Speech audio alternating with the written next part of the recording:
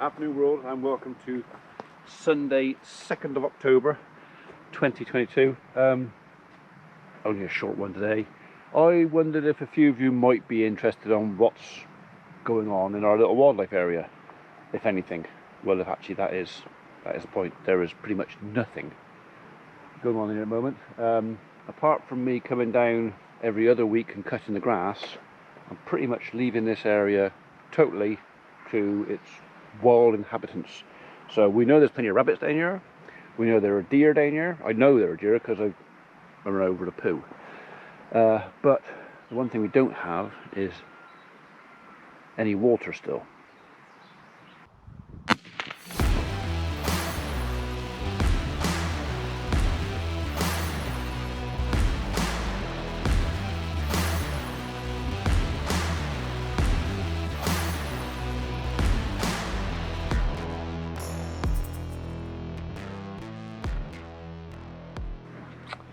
Well, it's soft in here, but then we have had a little bit of rain this month. About 30 millimeters of rain we've had. I say this month, last month, September, so nothing really. There's been no water in the pond since end of June. I think by the beginning of the June this year we had a puddle. This was kind of about yay deep. But by the end of the month, by the beginning of July, this was dry, and it has been dry ever since. Nothing. But then that is the nature of this beast. This is a dew pond, so this is not fed by a spring or any live water course. This is fed by groundwater and rain. Up inside this area, the wild area here, this was all basically it was a big tip by the previous owner. The folks who built the golf course were also developers, and a lot of their subsoil building waste, etc., is all tipped up in there. Hundreds, if not thousands of tons of the stuff. So, and that goes from clay and blockwork to bits of pipe roofing. There's bits of plastic in there. It was one of those things that when we first bought the golf course, we thought, shall we clear this all out and return it back to the farm? It didn't take very long to decide that the cost of doing that would have been astronomical. Plus, kind of nature's taken over. You wouldn't know. You wouldn't know that there's hundreds or thousands of tons of stuff tipped in there. And to be honest, with all those concrete blocks and the piles of that, it's created a fairly unique and very, very used habitat for our local wildlife. So we know there's a fox den in there somewhere because we know she reared a couple of cubs. 4 cubs actually. We know there's badgers around here. They're not quite so welcome, but as long as they're healthy they can stay. But other than that, this place is absolutely teeming with all sorts, from the smallest invertebrates and bugs to well, the biggest creatures we've seen in here are fallow deer. So there's actually some video footage of that I took from a post we have over there.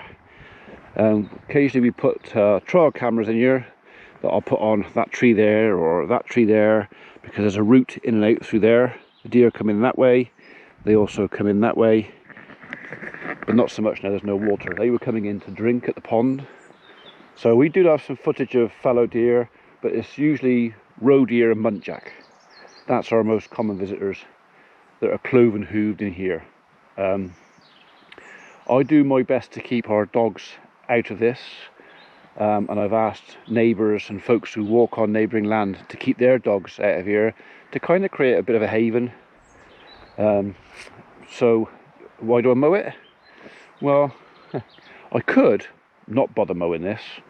I could just leave this completely wild for the whole lot, but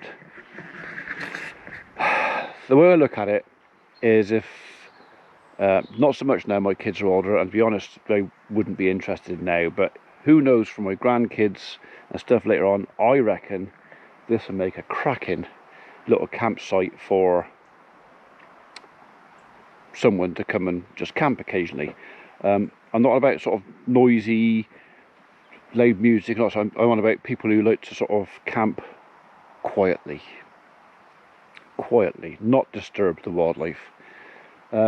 So yeah, for my grandkids, and we've got 1 or 2 friends that like a bit of camping.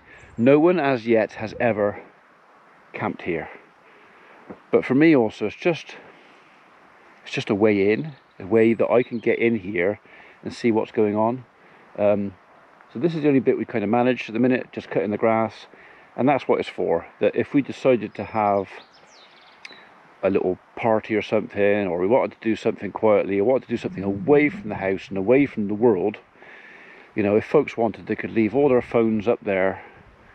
There's no power down here, there's no internet down here. If you leave your phone away, you could just come down here and have a quiet time. So, but there you go. So yeah, so no water. That could change very quickly, mind, if we suddenly get a load of rain. I mean, there's no reason why this could not be filled by Christmas if we get a lot of rain. I'm kind of hoping that doesn't happen. I don't mind the bowls in there being filled up, that's okay, but I would actually like it to stay reasonably dry between now and Christmas. I don't want a load of wet, because livestock are out, and while the ground is dry, or there's nothing much for them to eat, but it means they can roam out, they're happier out. So for the animal's sake, my livestock's sake, I would prefer it to stay dry now. And then come January, February, March, yeah, if it's going to be wet, do it then. Let the ground rehydrate, get your field levels back up to normal, ready for next spring, and away we go. So yeah, not much more I can really tell you about the wildlife area. Nothing's changed since last time you were here. It's pretty much exactly the same. The only thing we've added is a bit more waste wood in here. So things like tree stumps and that we get from the waste of the tree company, and wood waste, we've been bringing that down here and just piling it up, and the idea is just going to let that rot down, because again, the habitat value for bugs and beetles and vertebrates and invertebrates, reptiles, loads of stuff that can find a home in there, and that'll keep them dry and secure, fed. Yeah, there you are. So I've got room for plenty more of that in there. We do get quite a lot of stumps every year. So there you go. Some of my ash have tried to recover from dieback. This fella, you can see where the crane was dying in there, but he's actually shot out a new leader. Do I think it's going to survive? Well, it's never going to make a decent tree, and the chances are I'll probably end up taking it out anyway. But a lot of our small ash have succumbed to ash dieback. We knew it was going to happen, and it's nowhere near finished yet. I mean, it's spread like wildfire. A lot of our little ash trees are gone. These chaps. But we've got field maple, oak, birch, hornbeam, Norway spruce. No, I'm not selling Christmas trees. There's plenty of other stuff in here that can take over from the ash. So yeah, I like it in here. Might sound daft. This is the sort of place where you just come and sit with a chair and just watch nothing go by. As I always say, watch the world go by. If you like people watching, this isn't the place for you. But if you like sitting quiet and seeing what pops out the hedge or flits about in the tree, yeah, I like it in here. Right, okay, well, I think that's enough talking about nothing. Well, nothing to most people, something to me, because, like I say, I rather like it down here. One day, I would like, maybe, to put a little log cabin over there, a little off-grid cabin, somewhere that, you know, again, no mains power, no mains water, nothing like that, maybe a little battery packed, solar powered lighting, and that's about it. But just somewhere you could come down and just, even if you want to spend the night, just be quiet, get away from everybody.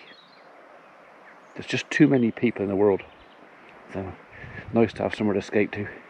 Alright, well, I've waffled on enough. I've cut the wildlife lawn. I know some of our wildlife actually like this short grass. The rabbits love it out here, and if the rabbits like it, the fox likes it, and the deer like it. I like it. Alright, onwards and upwards.